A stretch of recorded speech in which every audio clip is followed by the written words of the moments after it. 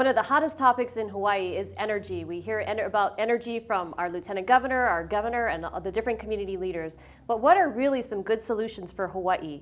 I have with me today two experts in energy, Senator Fred Hemmings and also Panos Prevedouros. And Panos is a University of Hawaii professor. And I'm very excited to have you today to share some information that might not be getting out in the general media about energy alternatives in Hawaii. So maybe, Senator Hemmings, you can give an overview of what you see in terms of what's going on with energy in Hawaii right now. Well, unfortunately, we're victims of what I call an egregious monopoly. Hawaiian Electric, through the PUC and through public law, has a monopoly, a for-profit monopoly, which kind of goes against everything we believe in free enterprise, to have a monopoly and for-profit. The profits from the three electric subsidiaries on Maui, Oahu, and the Big Island pay into Hawaiian Electric Industries a huge amount of money in dividends, which are partially paid to the stockholders because it's a Wall Street held company. And the rest goes by HEI Industries into expensive salaries for their VIP and then into a lot of other profit businesses, some of which went bankrupt. I don't know if you recall the Hurricane Iniki left Kauai holding the bag when Hawaiian Insurance went out of business. Well, that was owned by HEI Industries. And the second real egregious thing, or there's actually several egregious things about Hawaiian Electric, is our prices are 3 times the national average. We also are the most dependent state. 93% of our energy comes from fossil fuels, which is, our state should be one of the most independent states from fossil fuels, and we're the most dependent state. And I think Panos and I were talking earlier, it is an absolute sin that the above ground utilities, rather than all that profit going into burying utility lines, it goes into HEI Industries to be squandered in other businesses or for profit. And I think it's safe to say Hawaii's biggest asset is our natural beauty, our natural asset, besides its people and it's being obliterated by above ground utility lines. It's really, really sad. You go to other jurisdictions, San Diego and even Hawaii Kai, they have buried utility lines, and it really adds to the ambiance and the beauty of the area. And here we're just blighted by above ground utility lines. So if you add up the expense, the monopoly, the dependence on fossil fuel, and above ground utility lines, which are also very vulnerable to blackouts, we had a terrible plight. But there are solutions. Okay, we're going to get into those, but Panos, give us your overview of what you see with the electric situation and the energy situation. Sure. My overview would be actually contained into 2 words: mistakes and opportunities. A lot of mistakes in the past, such as our ridiculous, really, oil dependency. 93%, as Fred said, nobody else has that. There is absolutely no other state in the United States that has more than 3 to 5% dependence on oil, and we have 93% dependence.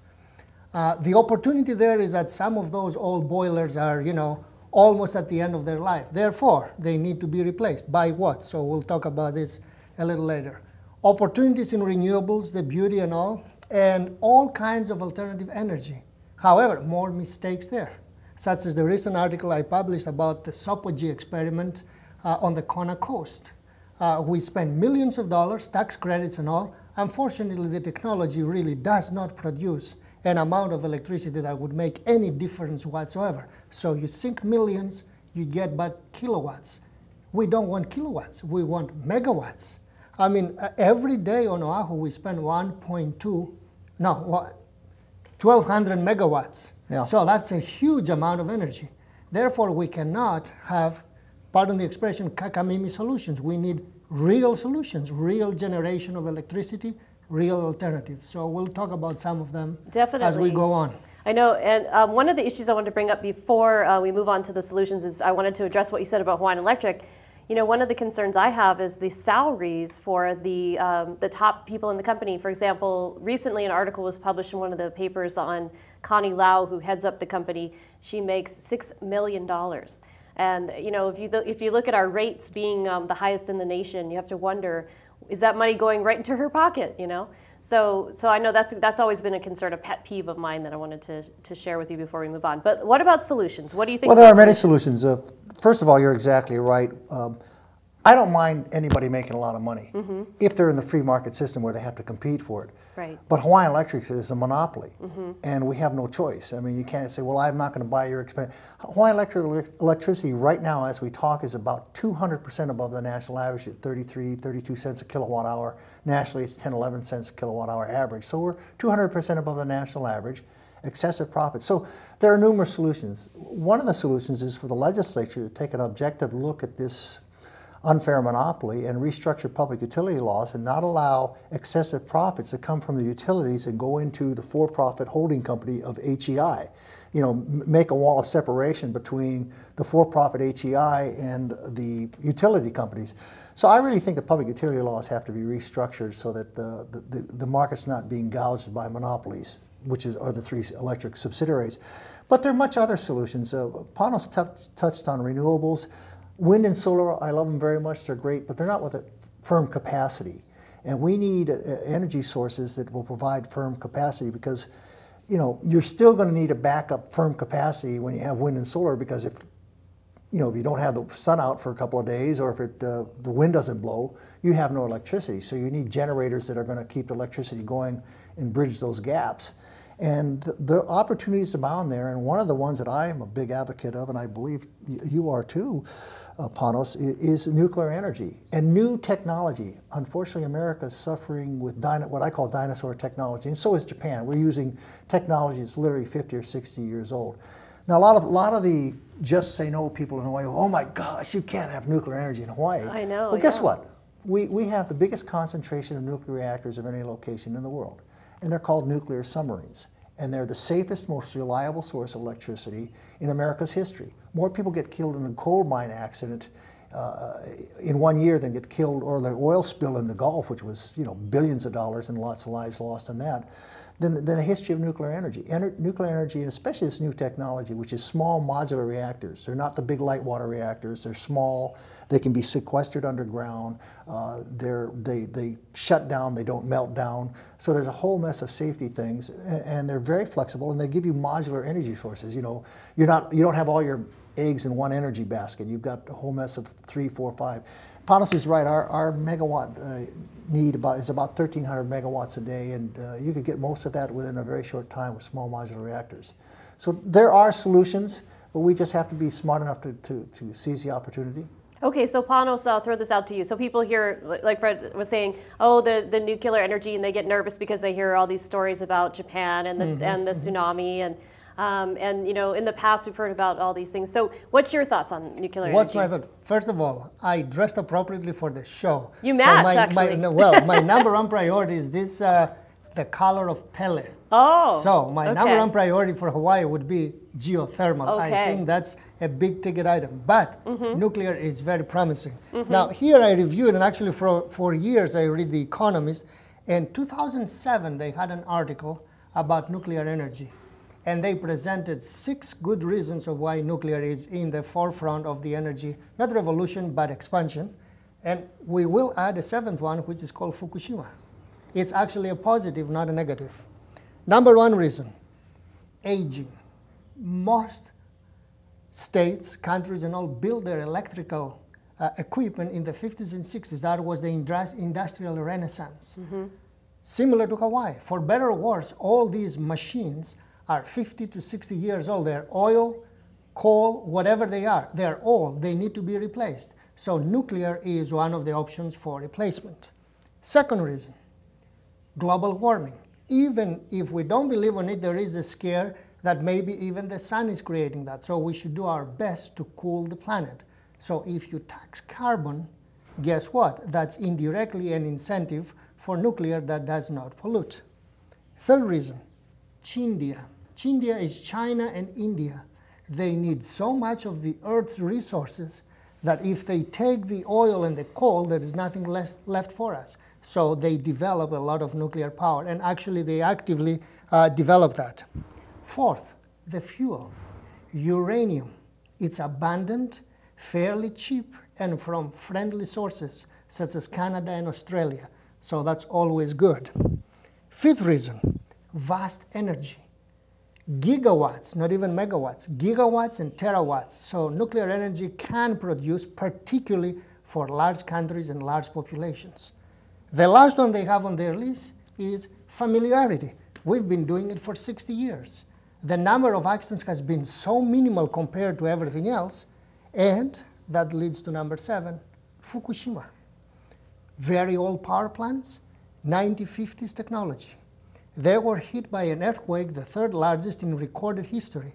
If that earthquake had hit Hawaii 100 miles away like it did Tokyo, Hawaii would have been obliterated. Our buildings are not meant to withstand 9.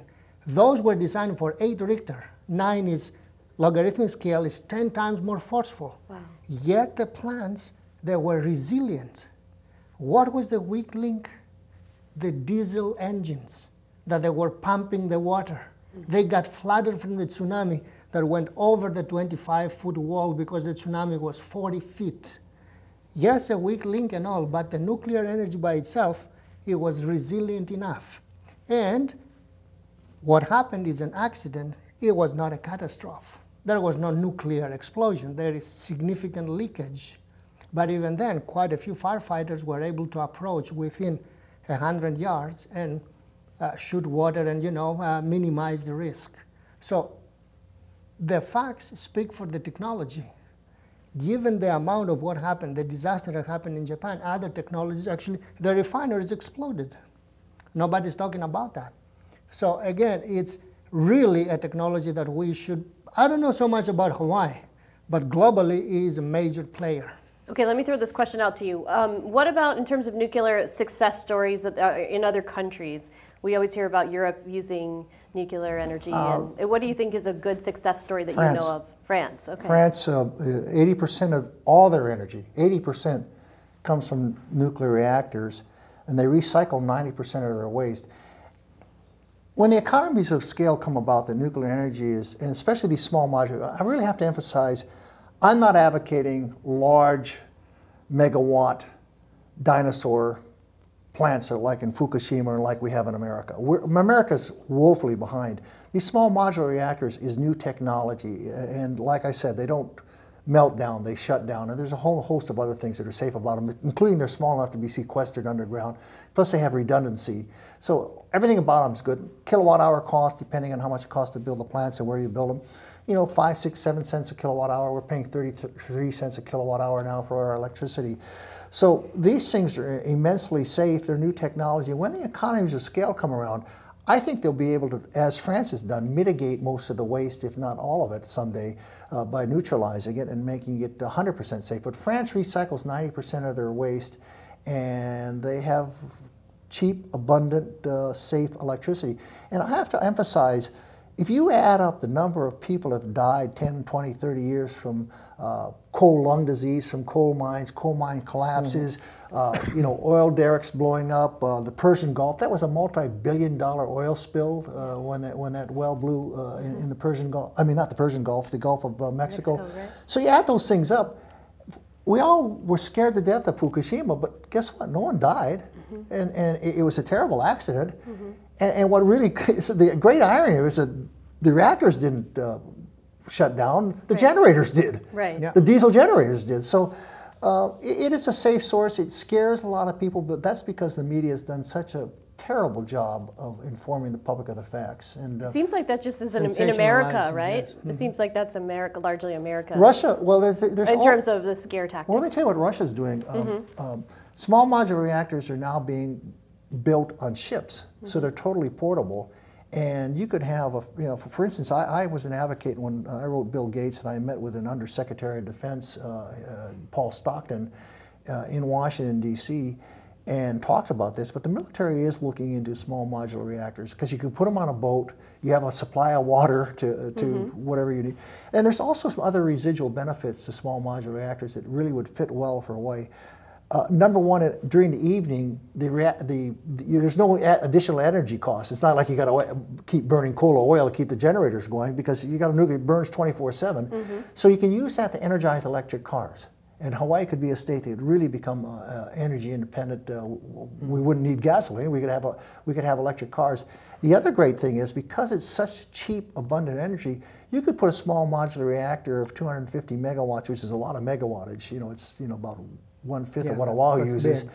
You could put one on Kahalavi, you could desalinate water, and you could turn Kahalavi, for instance, into a garden even. You could pump water up to the top of the island, use you could re-energize it by using the flow downhill. But nuclear is one solution. He mentioned another one, geothermal on the Big Island. I think the Big Island uses about 200 megawatts, 230 megawatts peak use. You have, they say, enough geothermal fields up there to have 750 megawatts, literally 3 times of what the Big Island needs. You could reconstitute that energy in some other form and ship it to another island. So there's all these positive alternatives. So let me ask you, why does Hawaii not have nuclear energy? I can tell you why. Well, well, address that question, and then I'll go to the price for per megawatt. And I want to make this, I want to have your viewers consider this, and it's something for you to consider for future shows. Hawaii suffers from an egregious syndrome called what I call just say no. And we allow, with lack of leadership, the lowest common denominator protesters. Geothermal was proposed in the 80s when I was in the House of Representatives, and I was a huge advocate of it. But you had the Trask sisters, Hawaiian activists, a handful of them, and then, quite frankly, some hippies probably, living on the dole on the Big Island who protested, and they put so many barriers in front of it, made it such a public stink that no one had the courage to do it. So we ended up with 30 megawatts rather than 300 megawatts on the Big Island. But look what happened. Why don't we have super ferry? The just say no syndrome. We're in an economic slow times right now. Several years ago, A&B was going to spend $650 million to revitalize Kaka'ako. And a handful of surfers, and I'm a surfer, so I can say this, a handful of surfers coupled with one just say no legislator of the area, and we don't have any Kaka'ako redevelopment, and we've got this huge liability of land in Kaka'ako that the state taxpayers can't afford to fix. So we suffer from the just say no syndrome. And there's no justification to not have several small modular reactors here to cut our electric bills by 1/3 and So is it in our Constitution that we would have to have 2/3 of a vote to get it passed, or? That's a big misunderstanding. Okay, explain that. Our Constitution, people say, oh, we can't have it because it's unconstitutional. No. Well, first of all, that's the most ludicrous thing in the world, because we already have nuclear energy here. Right. So, we already got, you can go down to Pearl Harbor right now, and I bet there's 6 submarines tied up to dry dock or something. So we have 6 nuclear reactors sitting in Pearl Harbor right now. But the point is that nuclear reactors are always active, right? There's no key that you turn them off, so they're there. So they're there, whatever risk is there. Right. So the Constitution says that you need 2/3 approval of the House and Senate to have nuclear reactors in Hawaii, which is a supermajority. And I think it could be done, but it's hard enough just selling a reasonable proposal at the legislature, much less getting 2/3 majority. Right. And I'll guarantee you that you'd have every errant, and I hate to call these environmentalist, I would say obstructionist organizations like the Sierra Club. Sierra Club opposed geothermal. I don't know if you know that. Yeah. Sierra Club opposed super ferry. I know. Yeah. And so we don't have things because we think Sierra Club should be the last word in environmentalism. They're not environmentalists. They're anti-capitalists. They're obstructionists. Yeah. Right. They are actually the problem to solving environmental and energy problems. Yeah, they are. And the word is getting out, slow but certain. However, we're talking about now big problems and all, but there are ongoing problems that they seem manini if you look at them, but they use the multipliers and they become multi-million-dollar expenditures. What do I mean about? He was talking about small nuclear reactors or geothermal. The cost per kilowatt hour is 6 cents. 6 cents to 10 cents, that's roughly what it costs us at the station to produce geothermal or maybe small nuclear and all. Let's look at the PUC today. Go to the website. What are these people are willing to pay for solar or concentrated solar panels? 25 cents, 31 cents per kilowatt hour at the source. That is highway robbery. Somebody is getting rich to the tune of 4 to 10 times of what electricity really costs, and we pay for that. And HECO is going with it, the PUC is going with it. Who is protecting the consumer? These are truly scams, because people look at the cents, but at your own home you consume hundreds if not thousands of kilowatt hours. So you multiply over a year, they are actually taking $500 off of you and giving it to somebody who is making a killing using these outrageous rates.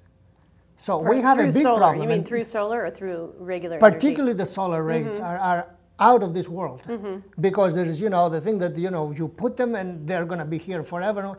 PV and the panels that they collect the heat. So tremendous, and nobody's actually going down to the PUC and putting their feet in the fire, because these are about to get approved for major, megawatt generations at these fixed rates, essentially forever, or at these rates or higher. We are really being, pardon the word, screwed on the schedule of the energy production. The PUC is sanctioned and allowed the HEI, Hawaiian Electric Industries, 3 subsidiaries, monopoly, to gouge the marketplace. And it's really ironic, you follow the legislature real closely, it was very politically correct and very popular to talk stink about the oil companies, the price of gasoline. Well, for instance, in 2008, the height of the fuel crisis, gasoline in Hawaii was 15, 16, 17% above the national average. At the same time, electricity was 180% above the national average. Wow. Right now, gasoline's a little more expensive than the national average. Electricity's 200%.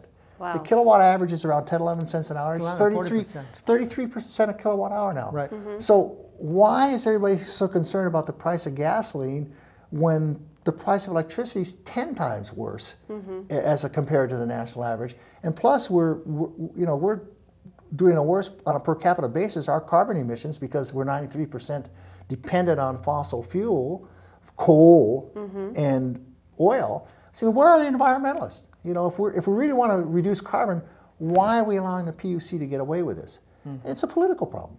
Well, it's a full circle thing too, because I've heard recently that the Trask sisters were at, actually Millie Lottie Trask were actually at the legislature pushing for their own company to run the geothermal and get a monopoly on that. So those were the sisters that opposed geothermal in the 80s. Exactly. I just think and the Sierra Club, by the way. Right. Yeah. So it's come full circle now where they think they can monopolize. It's full hypocrisy is what it is. Well, I'm not sure, but they have developed, as far as I understand it, because I saw an article about some interesting agreements they had in New Zealand. So essentially they are involving now the natives. So basically they assume that part of Pele belongs to the natives. Therefore they are paying a concession. That becomes a win-win-win situation for everybody involved. The natives, the investors, and the public get reasonable rates. Yeah, so but it's hypocrisy, Panos. It's Panos can't say anything. He works at the same university. It's really a sin against the Hawaiians and Hawaiian gods. Geothermal shouldn't be allowed unless you pay us. If you pay us, it's no longer a sin. That's what the Hanani Trust is saying. Right, but it's then also there was the explanation, and then first of all they saw it working, so it's really non-intrusive. No, they saw an opportunity to milk the system for a few bucks. It's extortion. Profit is not a 4-letter word. So they when profit is extorted for politically correct reasons, it is a dirty word. And these people are saying this is really bad. We don't want it. It's against everything we stand for. It's an offense to Pele, unless you pay us. It's hypocrisy, Panos. It's just.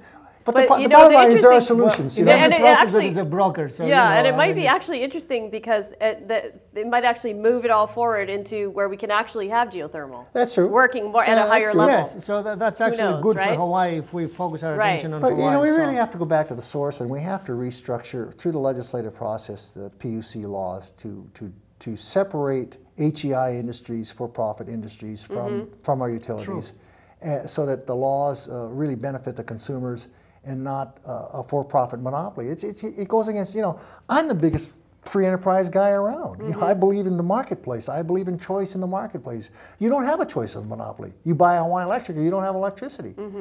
And God bless geothermal, solar and wind, but you still need firm capacity. And that's where small modular reactors come in. I guess the bottom line, Malaya, is that we have solutions to all our problems if we're bold enough and brave enough to embrace them. But if we go along with the status quo, we'll get the status quo. So do you see anything coming up in the legislature or any changes in Hawaii that you think might actually be coming, besides the geothermal, getting more attention and more Well, I think what we're going to have to do is stop a lot of bad things from happening before we can move on to the good things. The last thing we need to do is lock in HEI's monopoly with the cable. The cable is, you know, they say Explain $1 billion. that cable. I wanted to bring that up. Well, it's a sweetheart deal, and basically what they're saying is we're going to run a cable from wind turbines on Lanai, Murdoch's land, to Molokai, then to Oahu. Well, the cable they say will cost $1 billion. Well, you know, like anything else government does, it'll end up costing $2 billion. It's not going to be paid for by Murdoch or by, it's going to be paid by ratepayers. And then what it'll also do, it will lock in the distribution monopoly of Hawaiian Electric.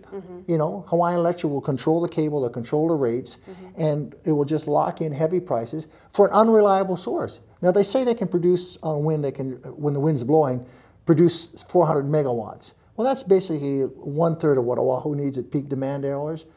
But if the wind's not blowing, it's zero. So you're still going to need to burn coal and gas to have the supplement generating capabilities.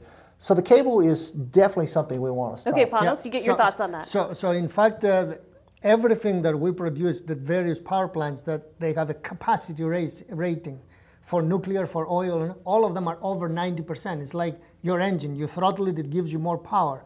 With wind, the average at best is 30%. So whatever the rating is, 400, you really have to multiply with that coefficient.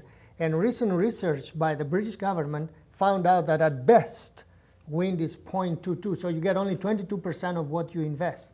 Worse yet, 2 weeks ago, there was a big heat wave in Texas. Texas has spent billions to have 8% of their capacity in wind. During those 2 weeks, how much electricity do those turbines actually produce? 2.2%. Google it, folks. It's out there. I mean, the numbers are clear, 2.2. You spend 8% of your money in that, it gave you back 2.2%. It's a loser proposition. We don't want to do that. So, as with everything, solutions abound. Usually there is a mix, but the mix has to be the correct one. And sometimes, you know, even wind can be a small part of the agenda, but definitely not a big part, definitely not the way that the Abercrombie government seems to be going towards the cable, Lanai, Molokai type of deal. Not a good plan. Well, it seems like all the big power brokers in town are pushing for the cable, the governor, lieutenant governor, the legislature, so we'll see what happens. Well, you know, we have to be fair to the governor. This initiative started with the previous administration. That's true. You know, and so governors. Yeah, it is a mistake, and there are common sense solutions, and I hope your viewers and the people of Hawaii speak up on this issue, because we have been a victim of this monopoly for too long. On that final note, we're already done with the show, so we'll have to have a part 2 sometime. Well, look forward to it. Thank you so much for joining us today. This has been News Behind the News. I'm Malia Zimmerman. Aloha.